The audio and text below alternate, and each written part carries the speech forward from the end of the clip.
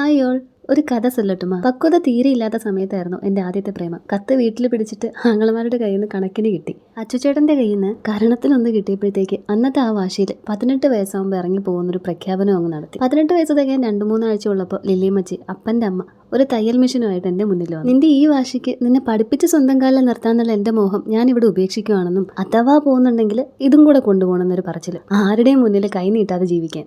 ഫാത്തിമ കോളേജിൽ നിന്ന് മെമോ വന്നപ്പോഴാണ് കഥയിലെ അടുത്ത ട്വിസ്റ്റ്. മെമോ ആണെങ്കിൽ കിട്ടിയത് അപ്പൻ്റെ കയ്യിൽ. ഒന്നെങ്കിൽ പഠിത്തം അല്ലെങ്കിൽ പ്രണയം, രണ്ടിലേതെങ്കിലും ഒന്നേ ചൂസ് ചെയ്യാൻ പറ്റത്തുള്ളൂ എന്ന്. രാത്രികളിൽ തലപോകഞ്ഞ് ആലോചിച്ചിട്ട് ഒരു തീരുമാനത്തിൽ ഞാൻ എത്തിയപ്പോഴേക്ക് ഇൻ്റർവ്യൂവിന് പറഞ്ഞ ടൈം കഴിഞ്ഞിട്ടുണ്ടായിരുന്നു. പിന്നെ നേരത്തെ പറഞ്ഞ് അടി തന്ന ചേട്ടൻ്റെ അമ്മ ചെല്ലമാൻറ്റി തന്നെ എന്നെയും കൊണ്ട് കോളേജിൽ പോയി. അന്നത്തെ പ്രിൻസിപ്പൽ സൂസമ്മ കാവുമ്പുറത്തിനോട് കാര്യങ്ങളൊക്കെ വിശദീകരിച്ച് അഡ്മിഷൻ എടുത്തു. ഒരു തേപ്പിസ്റ്റിൻ്റെ പട്ടം കിട്ടിയെങ്കിലും കോളേജിലേക്ക് ചെന്ന് ഇംഗ്ലീഷ് ലിറ്ററേച്ചർ പഠിച്ചു തുടങ്ങിയപ്പോഴത്തേക്ക് പതിയെ ട്രാക്ക് അങ്ങ് മാറി. BEd എടുക്കണം, ഇംഗ്ലീഷ് ടീച്ചർ ആവണം എന്നുള്ളതൊക്കെയായി സ്വപ്നങ്ങൾ. ചെല്ലമാൻറ്റി ലില്ലിയമ്മച്ചിയുടെ അനിയത്തിയാണ്. സ്ഥലത്തെ ആസ്ഥാന തയ്യക്കാരിയാണ്. ആ ശിഷ്യത്വം സ്വീകരിച്ച് അത്യാവശ്യം തുണിയൊക്കെ മേടിച്ച് തന്നെ ഡ്രസ്സ് തയ്ക്കാൻ തുടങ്ങി. കോളേജിൽ ഞാൻ യൂസ് ചെയ്ത പല ടോപ്സും പിന്നെ BEd കോളേജിൽ യൂസ് ചെയ്ത ബ്ലൗസസും എല്ലാം ഞാൻ തന്നെ തയ്ച്ചതായിരുന്നു. പക്ഷേ കല്യാണം കഴിഞ്ഞ് ഇങ്ങ് പോരുന്നപ്പോഴത്തേക്ക് തയ്യൽ മെഷീൻ കൊണ്ടുവന്നിട്ടില്ലായിരുന്നു. ഇടയ്ക്ക് എന്തെങ്കിലുമൊക്കെ തയ്ക്കാനുള്ളതും കൊണ്ട് ഞാൻ വീട്ടിലേക്കായിരുന്നു പോയിക്കൊണ്ടിരുന്നത്. ബട്ട് റീസെൻ്റ്ലി എൻ്റെ അപ്പൻ്റെ പ്രിൻസിപ്പൾസും ഇപ്പോൾ വൈസ് പ്രിൻസിപ്പാൾ ഡെസിഗ്നേഷനിലിരിക്കുന്ന എൻ്റെ പ്രിൻസിപ്പൾസും തമ്മിൽ മാച്ചായി പോവാത്തതുകൊണ്ട് ഞാൻ വീട്ടിലേക്ക് പോവാതെയായി. അമ്മയെ വീട്ടിലേക്ക് കൂട്ടിക്കൊണ്ടുവരികയും ചെയ്തു എൻ്റെ കൂടെ. എനിക്ക് പണ്ടേ ഈ അമിതാഭ് ബച്ചൻ്റെ പൊക്കമൊക്കെ ഉള്ളതുകൊണ്ട് ഓൺലൈനായിട്ട് വാങ്ങുന്ന ടോപ്പുകളെല്ലാം ഓൾട്ടർ ചെയ്യേണ്ടി വരും. അങ്ങനെ കിട്ടുന്ന ടോപ്പ് എല്ലാം കൂടെ ഒരു കവറിലാക്കി ഇടയ്ക്കിടയ്ക്ക് ചെല്ലമ്മേൻ്റെ വീട്ടിൽ പോയിട്ടാണ് ആൻറ്റിയെ കൊണ്ട് അതൊക്കെ തയ്പ്പിച്ച് ശരിയാക്കി തിരിച്ചു കൊണ്ടുവരുന്നത്.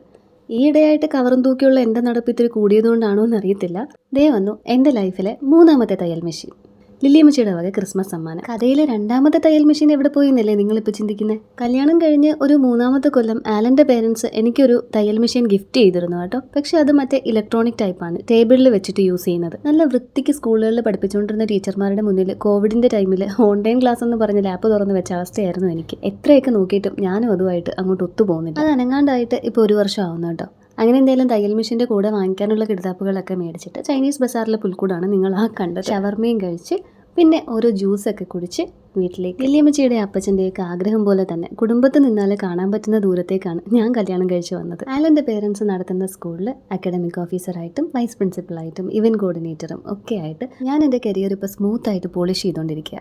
പ്രണവ് മോഹൻലാൽ പറയുന്ന പോലെ നമ്മൾ എന്തിനു വേണ്ടിയിട്ടാണ് ജീവിക്കുന്നതെന്ന് തിരിച്ചറിയുന്ന ചില മൊമെൻറ്റ്സ് ഇല്ലേ, അതിലൊന്നാണ് എൻ്റെ 3ാമത്തെ തയ്യൽ മെഷീൻ്റെ ചുറ്റിലും ഇത്ര എക്സൈറ്റഡ് ആയിട്ട് നിൽക്കുന്ന ഈ 3 പേരടങ്ങുന്ന ഫ്രെയിം. അപ്പോൾ നമുക്കിനി അടുത്ത വീഡിയോയിൽ കാണാം.